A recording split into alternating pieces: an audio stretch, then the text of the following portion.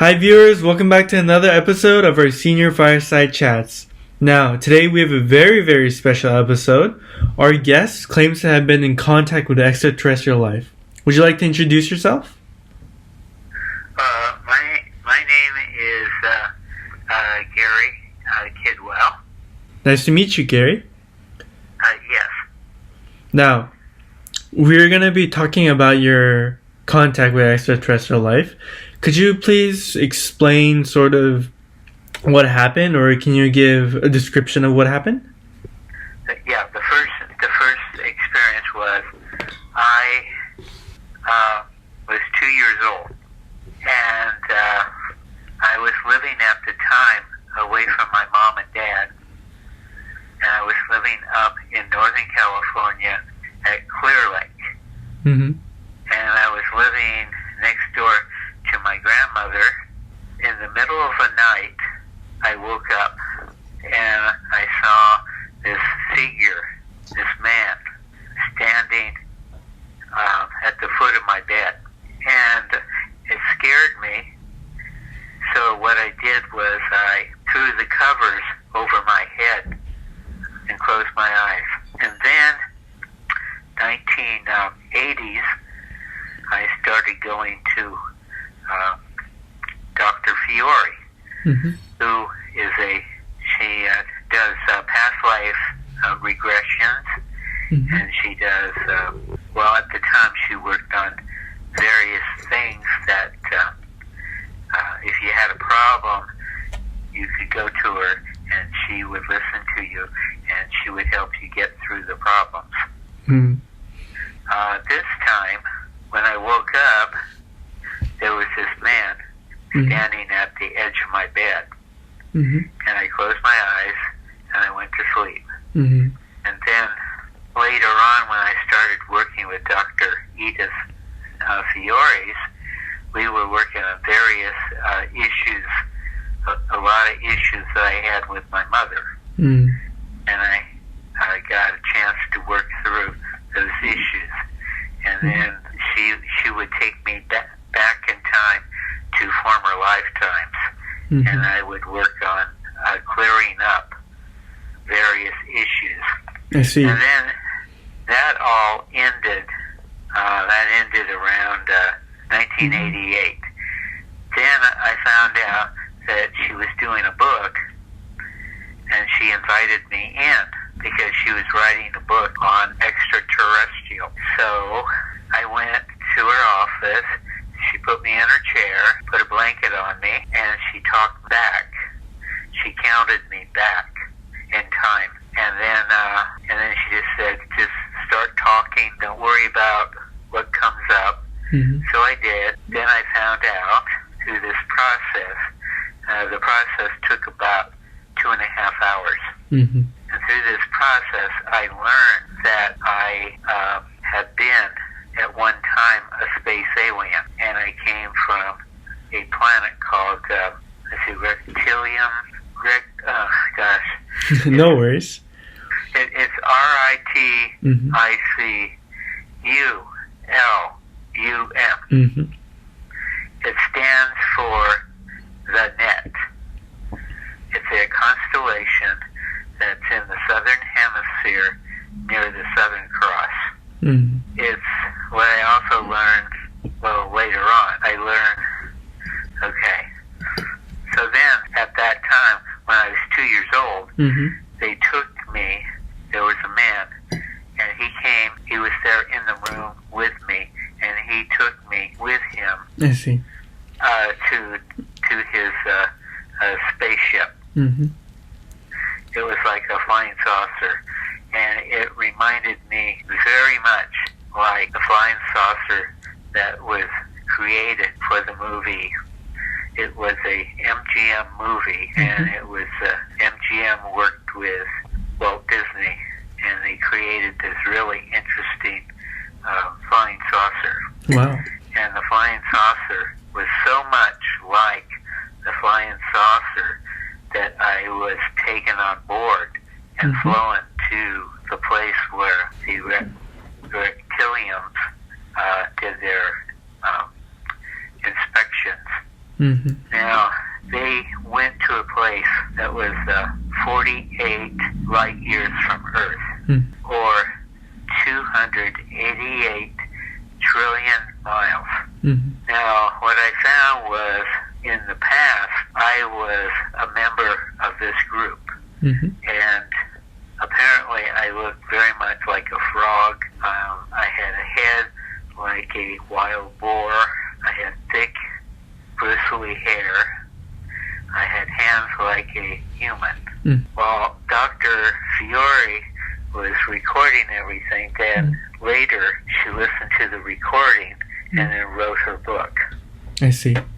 And just for some context to all our viewers, the book is called Encounters, I believe? Yes. Yes. It's Encounters, and it was published by Doubleday Books.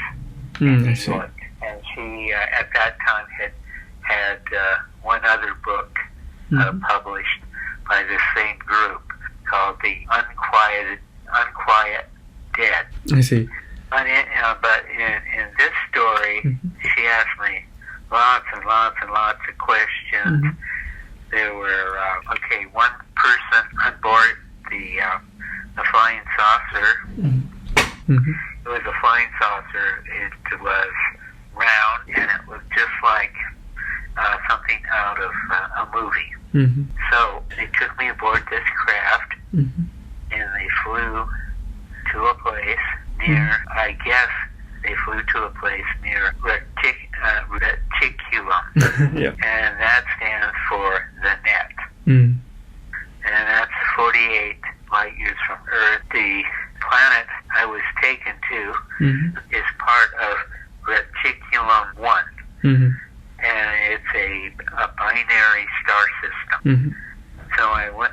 They took me to this place. Actually, they took me to their space station. And on board the space station, I met a woman that looked like an alligator, a frog. She had hands of a human.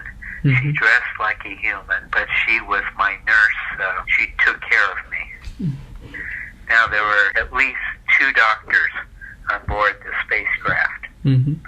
And they looked me all over. They inspected my hair, my ears, my eyes, my nose, and they recorded everything that they wanted to record. And then, eventually, I was taken to a room where I was able to sleep. And then later, they brought me back, and they did some more inspecting. They inspected me with... And how did they inspect you? Did they have, like, normal doctor's tools that they have here? Or did they have some crazy space lasers? Or I'm not really too familiar, but how did they inspect you? Just out of curiosity. Well, this is all in the book. Yes, but for our viewers, do you think you could quickly... Yeah, okay. There were several instruments. There was one instrument that was long and narrow and had a point. I see. That was like, and that was one of the laser units. I see. And I believe that was connected to the wall nearby. And that information went into a computer, and there were gauges on the wall that were registering different things.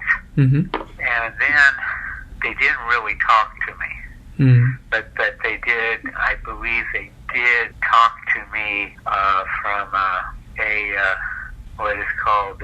It wasn't talking, but they were communicating me mind to mind. Telepathy? Yes. I see. Yes.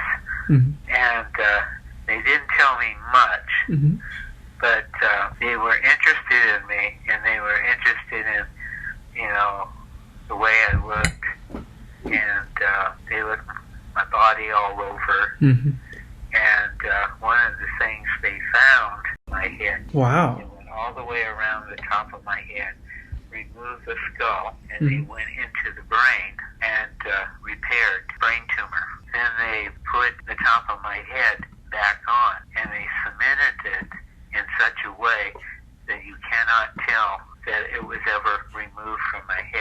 And so, while they were doing this whole procedure, were you awake? Were you sleeping? Or what was it like?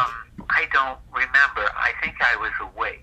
Wow, that sounds painful. Well, I didn't feel any pain. Oh, okay. So they must have maybe because of the instruments that they were using. Right. Maybe they sedated the brain. Mm-hmm. Okay. Now, so then they went in and they fixed the brain tumor. Mm-hmm. And with a laser, they were able to destroy the part of the brain that was damaged by the brain tumor. I see. And then they had another unit that was like a rubber cup. Mm-hmm. And they brought that over. I was at the time that they were working on me. I was sitting in a chair, like a doctor's. Right, one of those like doctor consulting chair things. Yeah. Like the ones they use when you go to the dentist. Right, yeah. Uh-huh. So I was sitting in one of them. Mm-hmm. Then they brought this unit, and it was on wheels, and they wheeled it over, and they put it so that my head was in the center, at the top of the unit. Mm-hmm. So the unit went all the way around my head, and it had 2 laser units on each side. Mm-hmm.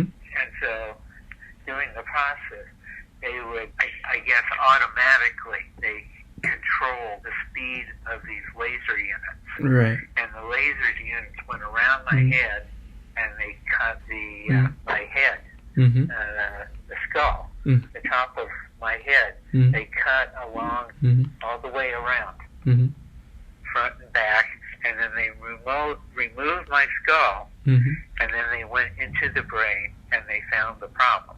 I see. So then they took a laser, and they disintegrated that part of my brain that was infected.